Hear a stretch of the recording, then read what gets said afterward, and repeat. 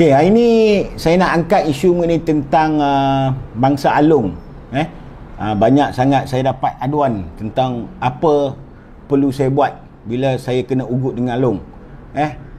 Itu soalan yang acap kali akan tanya saya lah. Jawapan saya mudah aja. Tunggu sampai Along tu kacau, sampai Along tu ugut, Along tu buat apa kacau bilau kepada kita, baru kita buat laporan polis. Ada yang cakap nanti terlambat dah. Berani buat, berani tanggung. Itu yang saya boleh cakap. Okey. Ada seorang mangsa Along ni dia telah hubungi saya, minta pendapat lah macam mana nak menyelesaikan masalah Along ni. Itu yang saya katakan tadi. Tunggu dia kacau, tunggu dia buat urutan jenayah, baru kita hubungi pihak polis. Sebab tu saya syorkan simpan nombor telefon IPD berdekatan dengan rumah mangsa. Maksudnya kalau macam saya di Ampang, simpan nombor telefon IPD Ampang dan kemudian menghubungi bilik gerakan. Okey, bilik gerakan ni dia pantau semua anggota polis di daerah itu.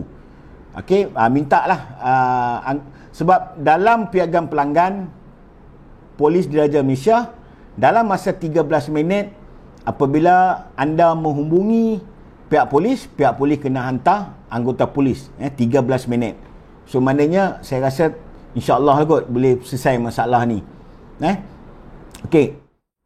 Jika ada yang setengah tanya saya kenapa tak buat laporan polis kepada Along. Ini pengalaman saya bercerita ni adalah dari segi pengalaman saya. Kalau hampa buat report polis pun, polis tak boleh buat tindakan, tak boleh heret pergi dakwa geng Along ni sebab dia menggunakan akaun orang lain. Yang sebelum ni saya mengangkat isu tentang keledai akaun. Okey, dan mangsa Along ni juga boleh didakwa kerana meminjam kepada individu atau syarikat yang tidak mempunyai lesen pemberi pinjam wang. Maknanya dua-dua belah pihak salah, boleh diheret ke mahkamah di bawah Akta Pemberi Pinjam Wang 1951. Itu kita kena tahu. Sebab tu saya tak syorkan mana yang meminjam Along ni pergi buat report polis. Tak perlulah. Sebab pertama yang saya katakan tadi, akaun yang digunakan berurusan dengan mangsa Along ni biasanya akaun orang lain. Dan mangsa ni juga salah sebab meminjam kepada orang yang tidak ada lesen pemberi pinjam wang. Maknanya dua-dua salah. Tak payah buat report lah. Buang masa. Dan saya dah jumpa dengan Along. Along pun dah pernah dah ceritakan daripada A to Z pada saya. Saya tak mendedahkan apa yang Along tu cerita pada saya, tapi saya dah tahu dah. Dari segi bagaimana mereka ni kebal daripada tindakan. Tu bagi saya seorang simpan je lah. Saya tak payah dedahkan benda tu. Sebab tu dulu saya galakkan bantu orang buat draft report. Tapi sekarang dah saya rasa tak perlu buat draft report lah. Buang masa je. Buang masa, buat sakit hati, nanti kita jadi marah. Alright? Okay. Sebab tu saya syorkan pergi pinjam dengan kredit community. Bila saya syorkan pinjam pada kredit community, ramai yang kecam saya, maki saya, hamun saya di media sosial.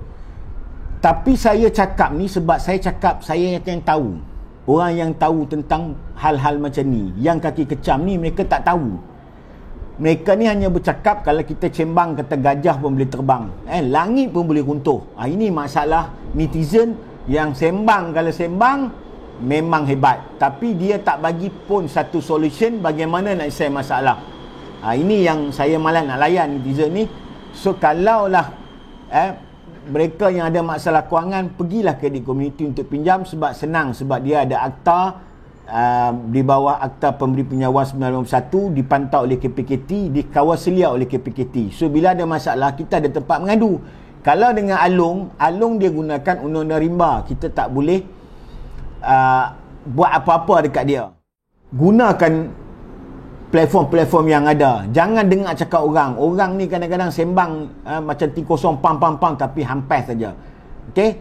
So setakat itu saja perkongsian saya mengenai tentang mangsa Along. So ini sudah terjawab soalan yang banyak orang tanya saya. So kalau kita berani buat, kita kena berani tanggung.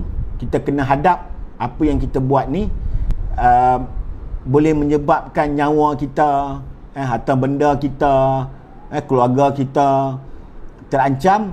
Teruskanlah meminjam pada Along. Saya harap video saya ini memberi manfaat kepada semua rakyat Malaysia.